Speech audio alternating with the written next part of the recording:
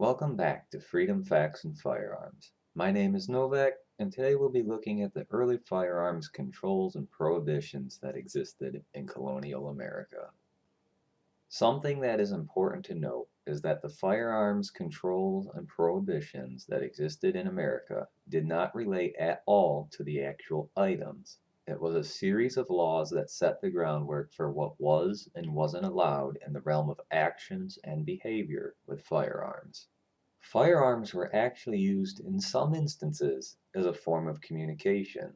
By firing a gunshot, it was possible to alert a larger portion of the community of an event than it would be by just shouting out. One example occurred on April 18th, 1775, when Paul Revere and William Dawes rode through town to warn of a British attack. Gunfire was used to alert the people from farm to farm and town to town. It was important that people not be reckless with gunfire, as it could send a false alarm through the community. In 1656, Virginia passed laws on acts of shooting. It banned shooting any guns at drinking, marriages and funerals only excepted. While guns supposed to be the alarm of an Indian attack, no certainty can be had in respect of the frequent shooting of guns and drinking. This essentially meant that if you were drinking, or probably drunk, or at an event where drinking would take place, such as parties, gatherings, or other such occasions, it was not allowed to fire off guns in celebration or for fun.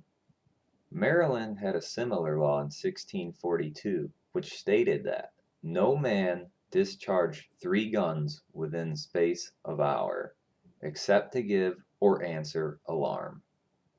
Plymouth banned nighttime gunfire except for shooting wolves or for the finding of some man lost.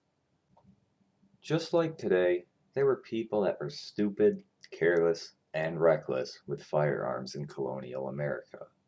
They would fire off shots into the air in random directions, in celebration, in anger, or in a variety of other manners. The reckless actions led to many people being injured, dismembered, primarily from amputation, and killed. Boston was one area where this was a significant problem. Between 1713 and 1714, the Massachusetts Assembly determined that by indiscreet firing of guns laden with shot and ball within the town and harbor of Boston, the lives and limbs of many persons have been lost and others have been in great danger, as well as other damage has been sustained.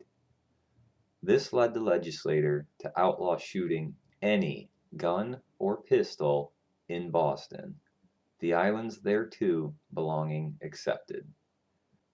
Even when people were being killed and harmed by reckless fire from guns in colonial America, there was no attempt to ban the items or the possession of the items, but to ban the inappropriate behavior and hold the individual responsible.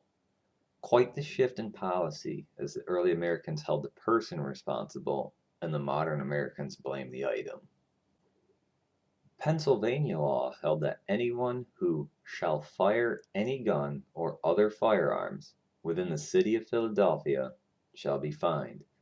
They also made it illegal to wantonly and without reasonable occasion discharge and fire off any handgun, pistol, or other firearm in inhabited areas on New Year's Eve. Violators would be fined.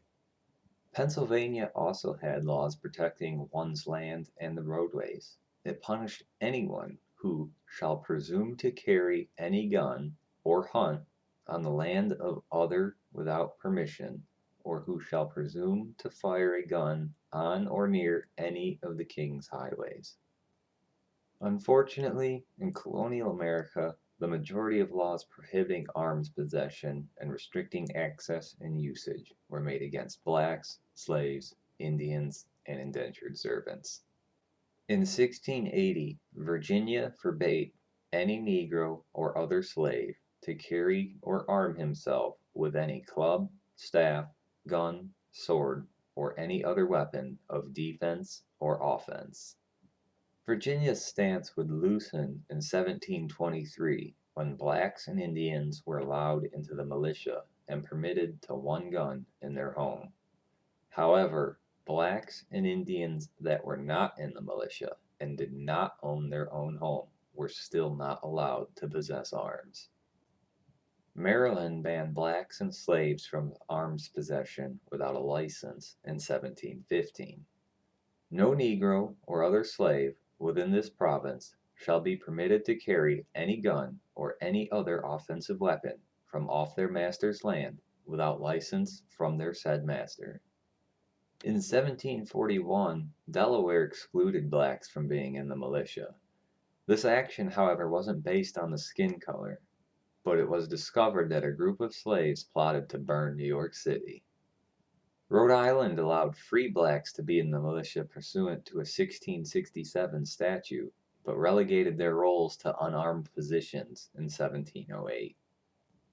Georgia passed a statute in 1755 and later revised it in 1768, forbidding slave possession or carrying of firearms or any offensive weapon whatsoever, unless the slave had written permission from his or her master, mistress, or overseer to hunt, or were accompanied by a white of at least 16 years old, or when hunting destructive birds on their master's plantation during daytime. No slave was allowed to have arms from sunset Saturday to sunrise Monday. The most common approach to slaves having arms or not in colonial America was generally left to the master's discretion. Some did not mind having their slaves armed, and others did. Most colonies created statutes on arms for slaves as a formality and left the licensing and permission up to the master's discretion. That's going to cover a lot of the history of colonial America and what the laws were like. As has been the case since we started this journey, at no point has any type of arm, offensive, defensive, weapon, or armor, ever been prohibited to a law-abiding citizen. No laws restricted them, banned them, or regulated them. Laws only existed to prohibit certain behaviors and actions with arms. Thanks for watching, and be sure to join us next time as we move into the Revolutionary Era.